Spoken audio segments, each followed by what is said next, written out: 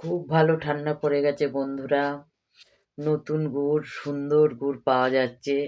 এই শীতের মধ্যে নতুন গুড়ের পায়েস ভীষণ ভালো লাগে এবং এই শীতকালেতে বিভিন্ন রকমের পিঠেপুলি হয়, জানো তো বন্ধুরা? তোমরা অবশ্যই জানো এবং তোমরা করে করে খেয়েছো। আমি কিন্তু ভাই সময় পাচ্ছি না, পিঠেপুলি খাওয়ার না সময় পাচ্ছি না।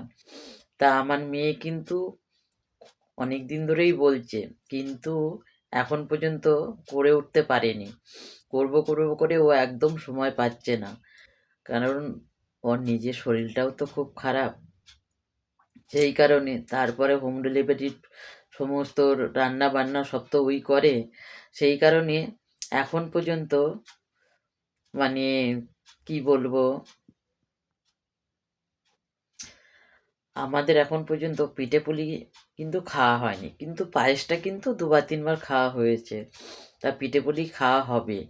আমার বোন বাইরে গেছে বেড়াতে, তা সেখান থেকে আমার বোন এলেই তারপরে সবাই মিলে একসাথে পিঠেপুলি খাওয়া হবে। সেই কারণেই পিঠেপুলিটা তোমাদের এখনো দেখানো হয়নি। তা যাই হোক, আমার বোন ভালো মতন তোমাদের আশীর্বাদে মঙ্গল মতো বাড়িতে ফিরুক, তারপরে সবাই মিলে একসাথে পিঠেপুলি বানানো হবে, খাওয়া হবে। কারণ আমাদের তো সারাদিন মানে ব্যস্ততার মধ্যেই কেটে যাচ্ছে, তার মধ্যে বোনটা নিয়ে বারবার করব। সেই কারণে আমার বোনের জন্য এখন পর্যন্ত পিঠেপুলি হয়নি। তা পিঠেপুলি হলে অবশ্যই তোমাদের জানাবো, অবশ্যই তোমাদের দেখাবো। তোমরা তো আর আসবে না আমার ছোট্ট পরিবারে।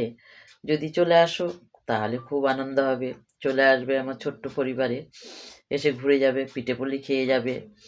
আর সবাই ভালো থেকো, সুস্থ থেকো। আমার অনেক অনেক ভালোবাসা সব সময় তোমাদের জন্য থাকবে। টাটা।